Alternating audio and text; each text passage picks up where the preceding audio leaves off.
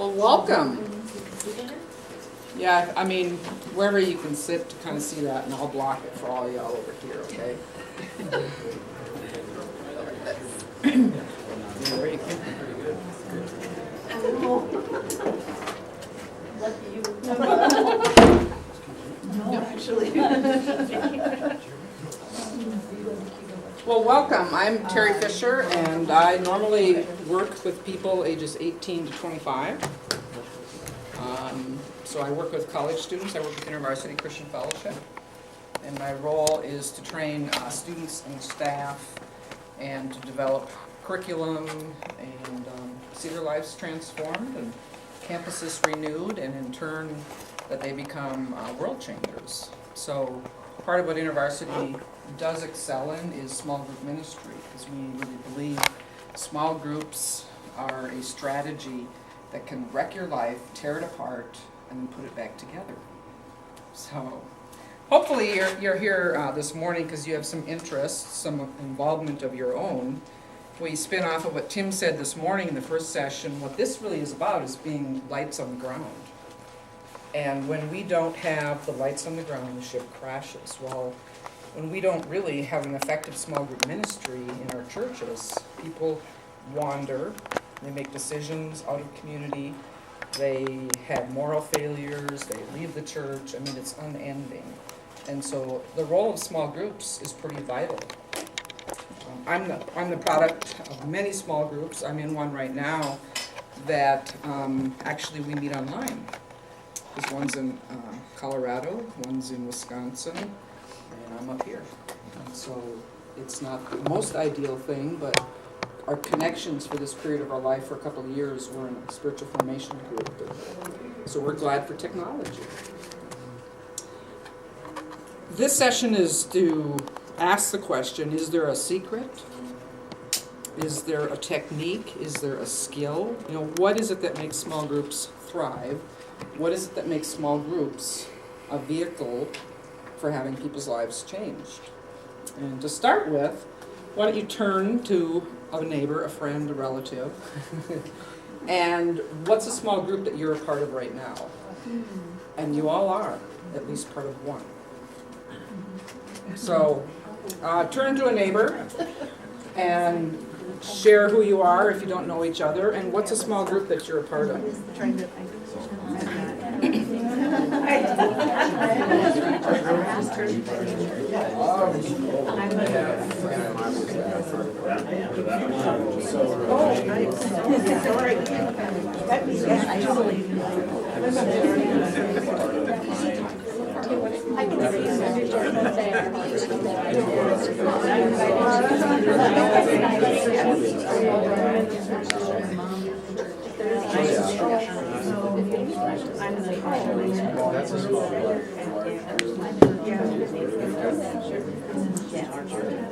So let me interrupt you.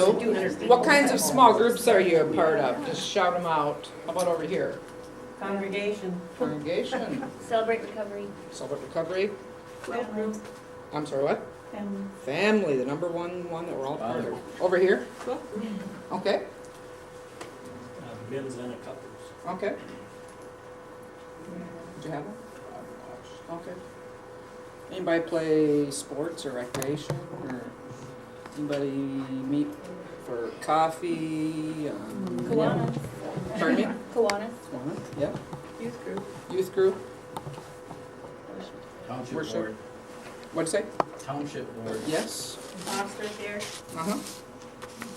Yeah, I want to kind of blow out the sides of what a small group is. And that's part of what we're going to do here is get beyond the normal how to have an effective small group.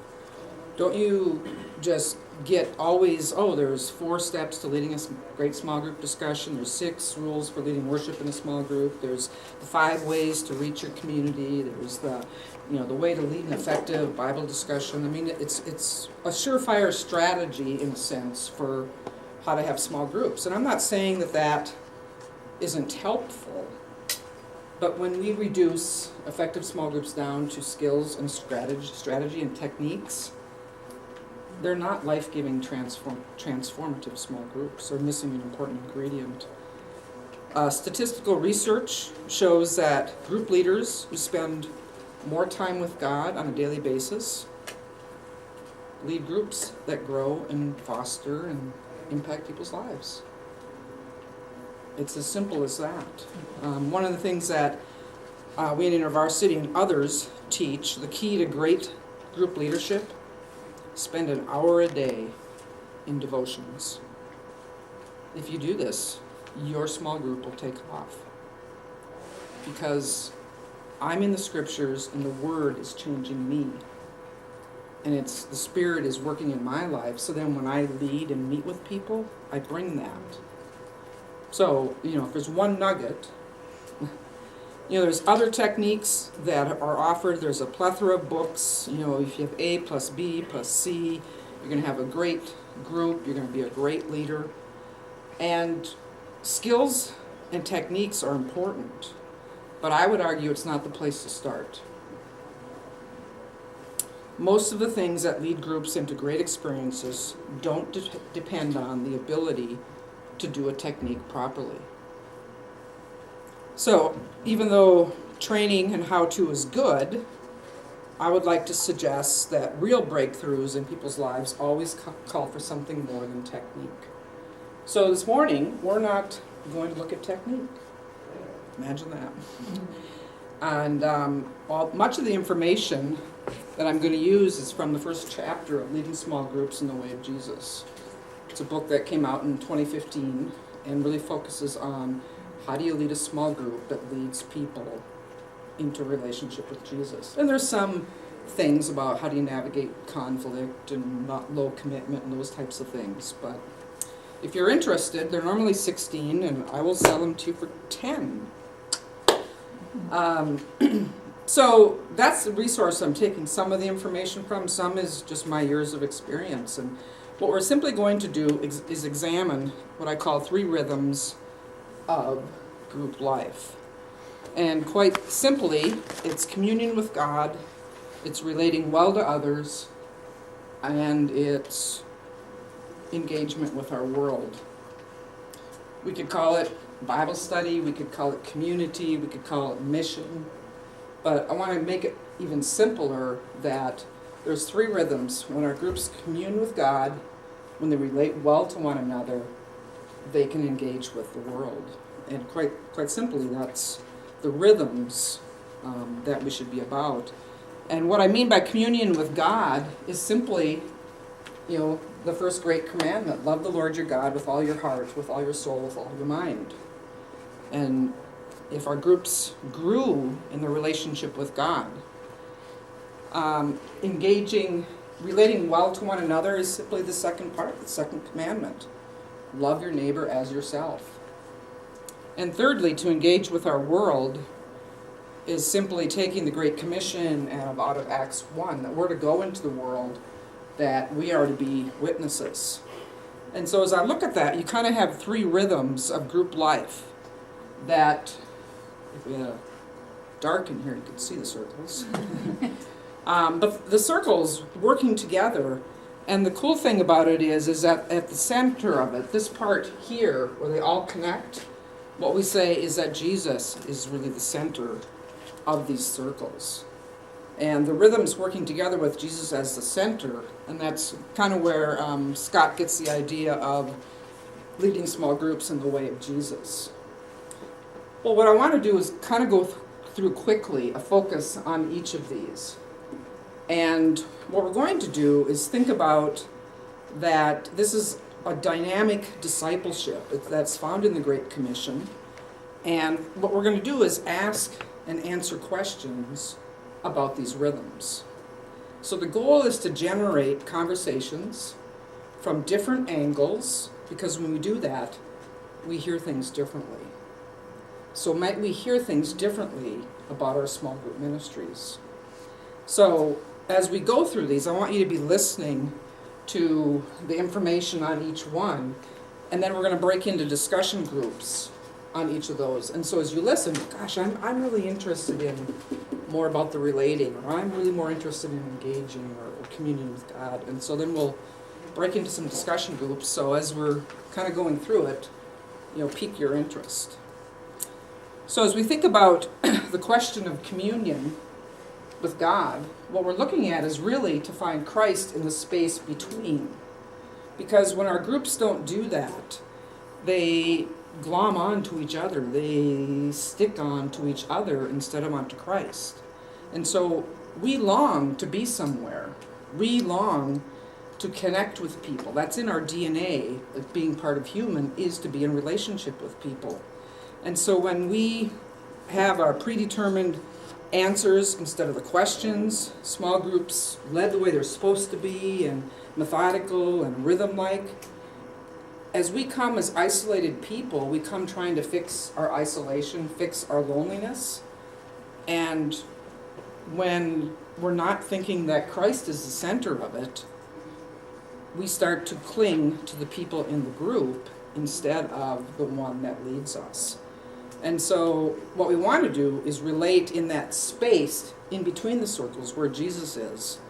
And so not clinging, but instead a mutual identity in Jesus. And when then we do that, we find Christ, but then we can relate to each other better. And so these are the types of questions that can help us to assess. Maybe it's a small group you're in.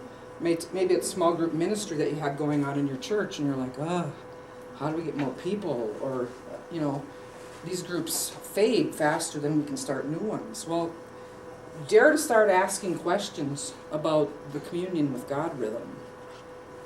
Where is the deep loneliness within me? Or transpose that. Where's the deep loneliness in our groups? How do we cling to others to fix our loneliness instead of clinging to Christ? The next one, questions of relating. In our Western society, we've lost the sense of family. We no longer think of putting roots down. Friendships are expendable.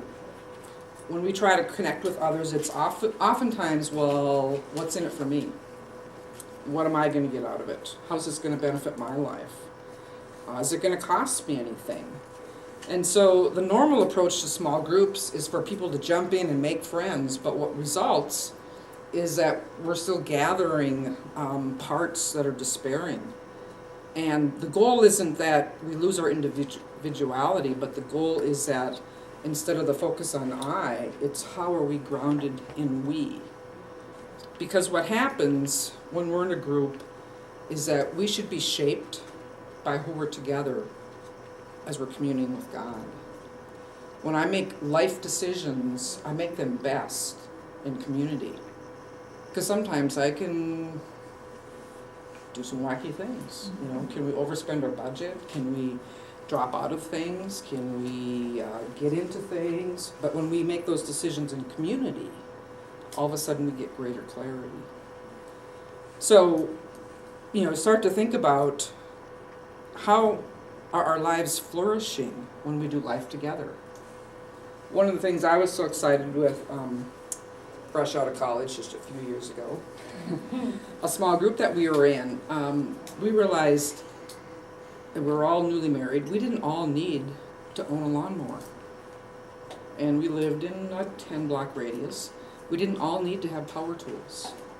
We didn't all need, and so what we did is we developed a list of things that anytime, these can be shared. Left our back doors open, had the list there. It was before email and text, You wrote down who was borrowing it and brought it back, and what that fostered in us. What it began to do is it helped us as we move into the next rhythm in a moment. But it's the whole thing about how are we really sharing. And so who I am is shaped by who we are together. Doesn't mean I give up my individuality. Instead, our individuality flourishes when we experience life together. We become our true selves, while at the same time becoming more than ourselves. So these questions help us to open the path to finding the I in the we. Questions of engagement have to do with, are our communities happening in an exclusive backdoor enclave? Now, you'd never say that. You just say you meet in, the study at the church, or you meet in the seminar room, right? But in some sense, don't our small groups have a sense of exclusivity? And God's kind of community happens in the midst of life. It happens right in front of those who don't understand why we worship and why we love the way we do. So what does it look like in the local context where our groups gather? It makes a difference. The cool thing about this, the answer to this question is the reason that engagement can't be prescribed, because no one size fits all for a way to do this. So every local situation requires a different way of thinking of engaging. But again, the question, what does it mean to do community in such a way that the world could see it? You wonder about what happened with the multiplication in the book of Acts. They weren't behind closed doors. People saw how they met together on a regular basis and meeting everybody's needs and worshiping, and they wanted to be a part of that.